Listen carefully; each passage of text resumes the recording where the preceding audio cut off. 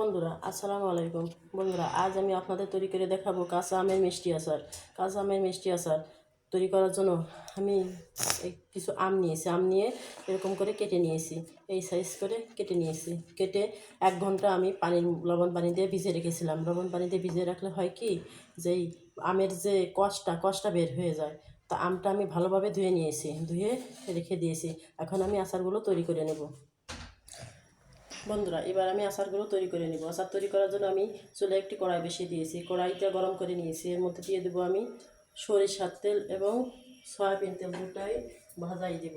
এই মিষ্টি আচারটা সরিষার তেল এবং সয়াবিন তেল দুটাই ভাজাই দিলে হয় কি, যে খেতে ভালো লাগে এবং খুব মজা লাগে।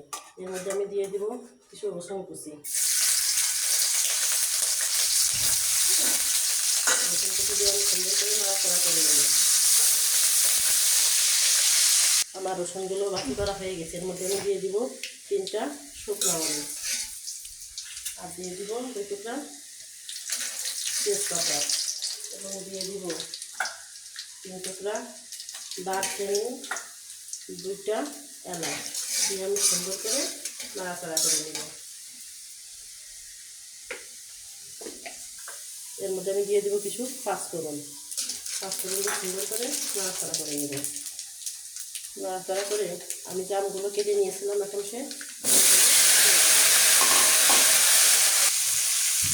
আমগুলো দিয়ে সুন্দর করে আমি নাড়াচাড়া করে নেব। নাড়াচাড়া করে আমগুলো সেদ্ধ করে নেব। এর মধ্যে আমি দিয়ে দেবো স্বাদ মতো লবণ দিয়ে সুন্দর করে নাড়াচাড়া করে নেব। লবণ দিলে আমটা নরম হয়ে আসবে এবং আচারটা তাড়াতাড়ি হয়ে যাবে। আর যেহেতু আমের আচার, সেটা লবণ তো দিতেই হবে। লবণ না দিলে তো আমের স্বাদ আসবে না, আমটা খেতে ভালো লাগবে। বন্ধুরা এবার আমি দিয়ে দিব স্বাদ মতো চিনি। যেহেতু মিষ্টি আচার বানাবো, সেটা চিনিটা একটু বেশি লাগবে, তাই আমি চিনি একটু বেশি দিয়েছি।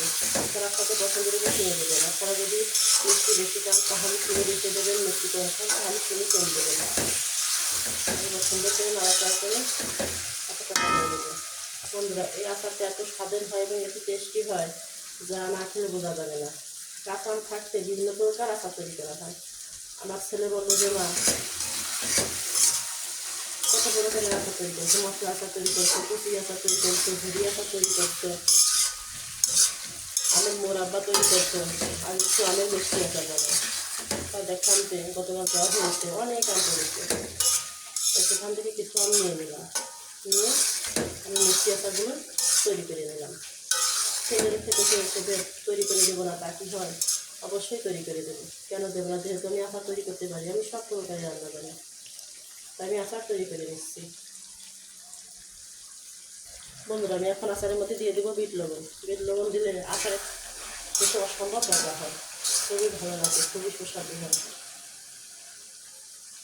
বন্ধুরা আমি এ পর্যায়ে দিয়ে দেবো একটি টেস্টিং সল্ট দিলে আচারটা অসম্ভব মজা হয় এবং খেতে খুব ভালো লাগে, একদম মুখে লাগে থাকার মতন হয়।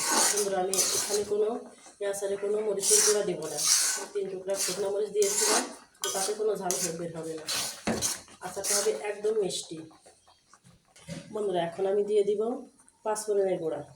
আমি যখন আচার বসিয়ে দিয়েছি তখন আমি পাঁচফোড়ন দিয়েছিলাম, আস্ত পাঁচফোড়ন, আর এখন আমি পাঁচফোড়নের গুঁড়া দিয়ে দিলাম। পাঁচফোড়নের গুঁড়োটা দিলে পরে পাঁচফোড়নের এই যে গুঁড়াটা, এটায় আচার ঘ্রাণ পায় এবং খেতে খুব ভালো লাগে, অসম্ভব মজা হয়। বন্ধুরা দেখেন আচারের কত সুন্দর একটা কালার এসেছে এবং একটা অসম্ভব মজার ঘ্রাণ বেরিয়েছে। খেতে এত সুন্দর টেস্ট হয়েছে, না খেলে বোঝা যাবে না। বন্ধুরা আপনাদের আমি বোঝাইতে পারবো না।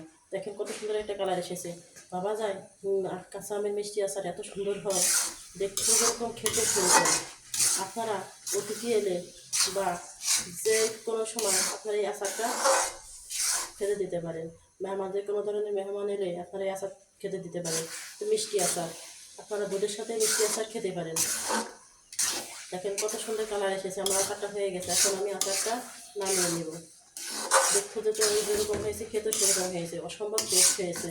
বন্ধুরা আমি যেভাবে তৈরি করছি এই আচারটা, এভাবে তৈরি করে আপনারা খেয়ে দেখবেন যে এত সুন্দর টেস্ট হয় এবং এত সুন্দর মজা হয়, খেলে বোঝা যাবে না। আম ফুরিয়ে যাওয়ার আগেই আপনার কাঁচা আমের এই মিষ্টি আচার তৈরি করে নিন।